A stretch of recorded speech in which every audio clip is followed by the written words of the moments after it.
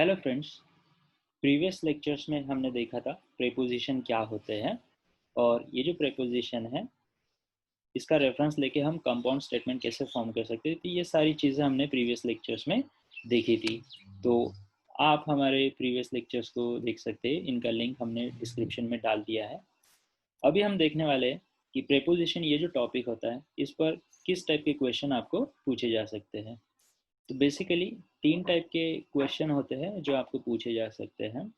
काफ़ी सिंपल होते हैं और जितने ज़्यादा प्रैक्टिस करोगे उतना आपके लिए बेहतर होगा, क्योंकि अगर आपको एक बार पता चल गया इसका ट्रिक तो आप with in a few minutes ये सारे प्रॉब्लम्स को सॉल्व कर सकते हैं। तो आइए देखते हैं वन बाय वन कौन कौन से टाइप्स के प्रॉब्लम होते हैं। पहला जो टाइप होता है जैसा आपको स्क्रीन पर दिख रहा है, टाइप नंबर 1। तो यहाँ पर आपको कंपाउंड स्टेटमेंट्स जो है उनको कन्वर्ट करना होता है सिंबॉलिक फॉर्म में। यानी इंग्लिश में आपको दिया होगा स्टेटमेंट और इसको बस आपको क्या करना है, सिंबॉलिकली रिप्रेजेंट करना।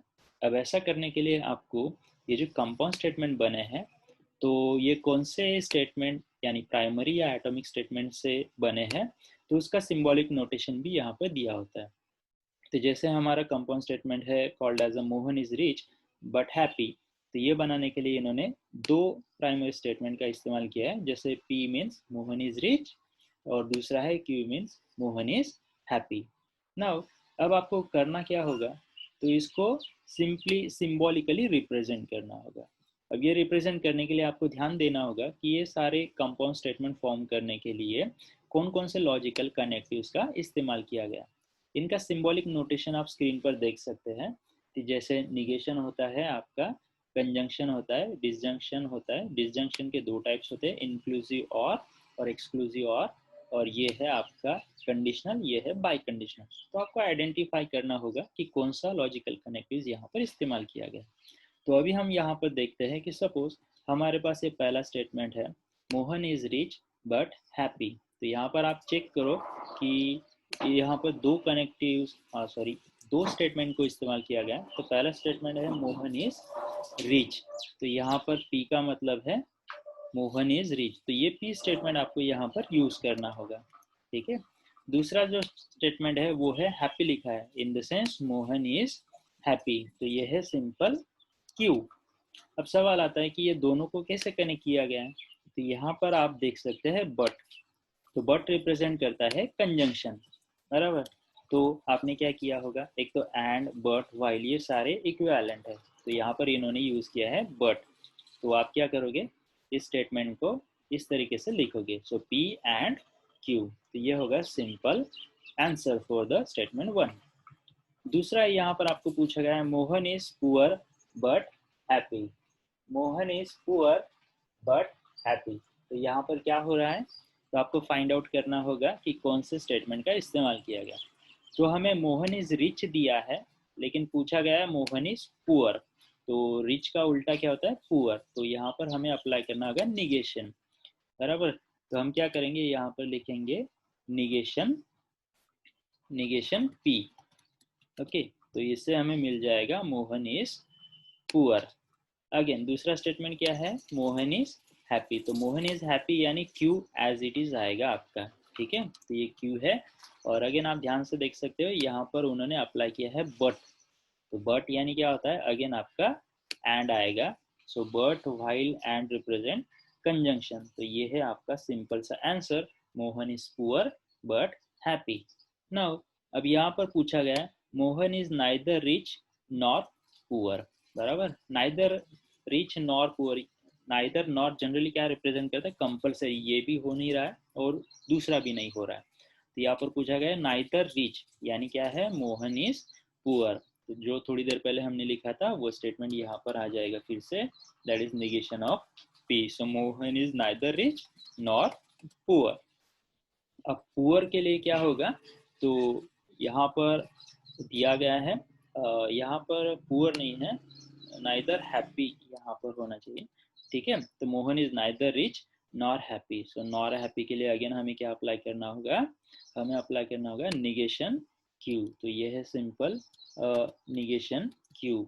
ओके, नाउ तो ये पहला स्टेटमेंट मिल गया नाइदर रिच के लिए नॉर हैप्पी के लिए। अब ये दोनों स्टेटमेंट कंपलसरी ट्रू है, तो इसका मतलब हमें अप्लाई करना होगा कंजंक्शन, क्योंकि नाइदर नॉर यानी ये कंपलसरी दोनों स्टेटमेंट यहाँ पर ट्रू हो रहे हैं कि वो नाइदर रिच यानी वो अमीर भी नहीं है और वो हैप्पी भी नहीं है, बराबर।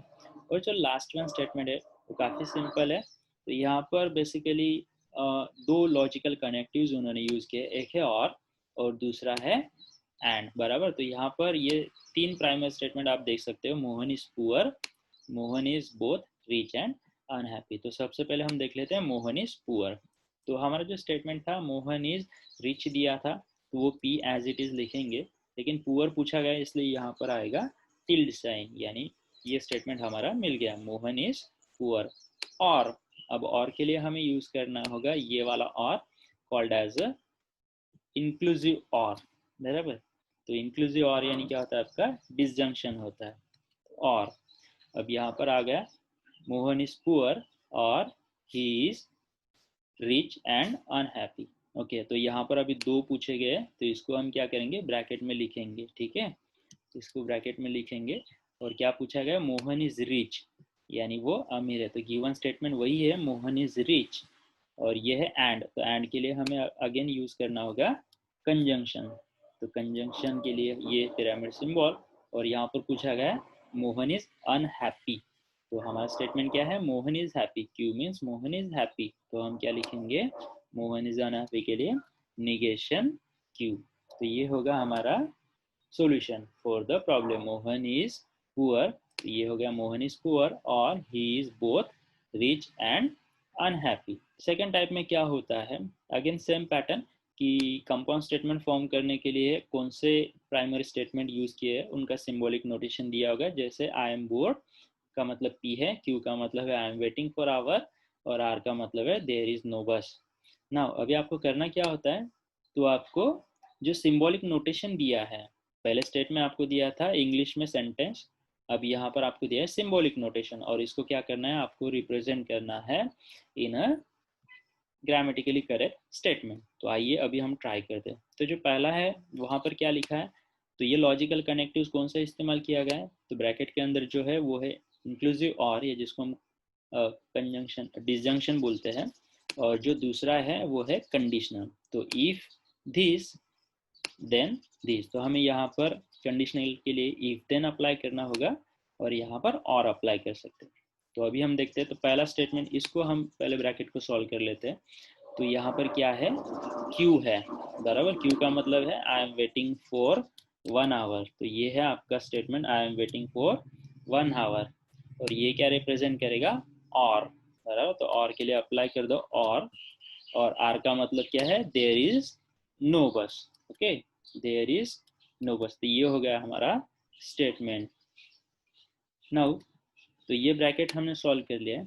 अभी हमें क्या करना है, अगला पार्ट, इफ दिस यानी इफ दिस स्टेटमेंट, तो हम अप्लाई करेंगे इफ दिस स्टेटमेंट, और ये इफ देन के लिए आगे हम अप्लाई करेंगे इफ, और उसके बाद देन, और पी का मतलब क्या है, आई एम बोर्ड, ठीक है। तो ये स्टेटमेंट अगर हम ध्यान से देखेंगे तो हमारा आंसर क्या होगा, if I am waiting for 1 hour और there is no bus then I am bored, ठीक है। इसको आप ग्रामेटिकली करेक्ट भी कर सकते हो, लेकिन जैसा स्टेट फॉरवर्ड दिया है वैसा लिखा तो भी चलेगा। सेकेंड वन में आपको पूछा गया, अगेन यहाँ पर कंडीशनल अप्लाई किया गया है और निगेशन है। तो जो क्यू है, अगेन पैटर्न क्या होगा, इफ दिस देन दिस, बस आपको क्यू पर क्या अप्लाई करना है, निगेशन। तो हमारा जो क्यू स्टेटमेंट था, I am waiting for 1 hour, बराबर, तो ये एज इट इज अगर हम लिख देंगे तो भी चलेगा, लेकिन यहाँ पर दिया गया निगेशन, तो हम क्या लिखेंगे, इफ आई एम, अब निगेशन के लिए नॉट ये आप अप्लाई कर सकते हो, if I am not waiting for 1 hour then again P, तो यहाँ पर हम क्या करेंगे, पी पर अप्लाई करेंगे निगेशन, पी क्या है, आई एम बोर्ड, ठीक है। तो यहाँ पर हम अप्लाई कर सकते हैं आई एम नॉट बोर्ड, ऐसा हो सकता है।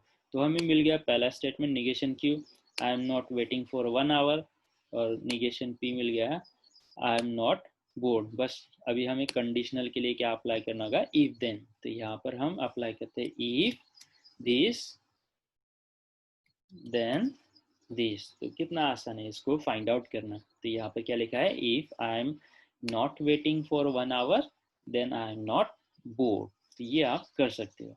नाउ अब यहाँ पर ये थोड़ा सा बड़ा स्टेटमेंट बनेगा, ठीक है। तो पहला ब्रैकेट में क्या लिखा है, इफ क्यू देन पी और इफ आर देन पी। तो हम सबसे पहले ये ब्रैकेट फाइंड आउट करते हैं, ठीक है। तो यहाँ पर क्यू क्या है, if Q, if q means I am waiting for 1 hour। तो यहाँ पर आपको क्या लिखना होगा, if I am waiting for 1 hour then, अब यहाँ पर then हो गया तो p क्या है हमारा, I am bored। if I am waiting for 1 hour then I am bored। तो ये हो गया पहला ब्रैकेट।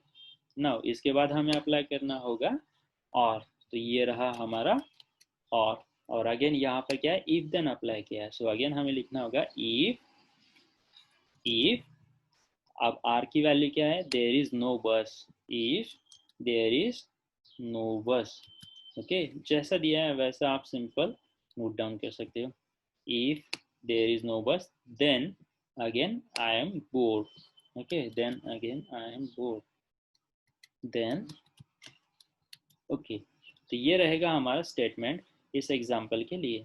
तो क्या बनेगा ये, if I am waiting for 1 hour then I am bored और there is no bus then I am bored. तो डायरेक्टली आप एज इट इज लिख सकते हो। तो ये है सेकेंड टाइप।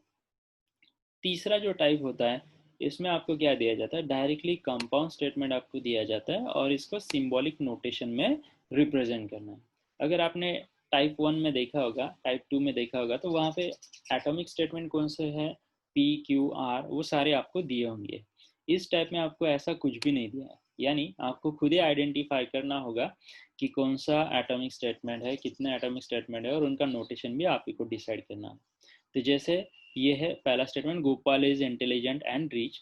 दूसरा है हमारा Gopal is intelligent but not rich.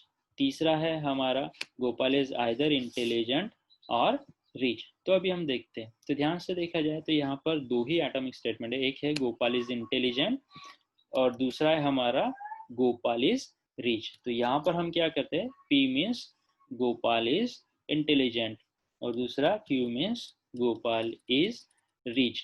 तो ये है, हमें मिल गया दो एटॉमिक स्टेटमेंट। अभी आपको क्या करना है, ये सिंबॉलिक नोटेशन लिखना कंपलसरी होगा, क्योंकि तभी हमें पता चलेगा कि P मीन्स क्या है और Q मीन्स क्या है। अभी हम पहले के लिए ट्राई करते हैं, Gopal is intelligent and rich. तो यहाँ पर ध्यान से देखा जाए तो एंड हम अप्लाई करते हैं। तो एंड क्या रिप्रेजेंट करता है, हमारा कंजंक्शन रिप्रेजेंट करता है, एंड बट वाइल। तो यहाँ पर क्या आएगा, P एंड Q आएगा। तो ये काफी सिंपल होता है। दूसरा है again, Gopal is intelligent but not rich. So Gopal is intelligent के लिए हमारा P आएगा। ओके, कंजंक्शन यहाँ पर अप्लाई होगा और नॉट रिच बोला गया है तो उसके लिए हम अप्लाई करेंगे निगेशन क्यू। अब यहाँ पर पूछा गया गोपाल इज आइदर इंटेलिजेंट और रिच। तो अगर ध्यान दिया होगा तो प्रीवियस सेशन में हमने नाइदर नॉर लिखा था, तो वो कंपलसरी होता है विथ निगेशन। यहाँ पे आइदर और है, तो इसका मतलब क्या है, एक तो गोपाल इंटेलिजेंट होगा या रिच होगा, आइदर और के लिए हमें अप्लाई करना होगा ये फॉर्मेट, ये सिंबल जिसको हम इंक्लूसिव और बोलते हैं। तो इस तरीके से हम ये प्रॉब्लम सॉल्व करते हैं और ये प्रॉब्लम काफ़ी सिंपल होते हैं, ठीक है।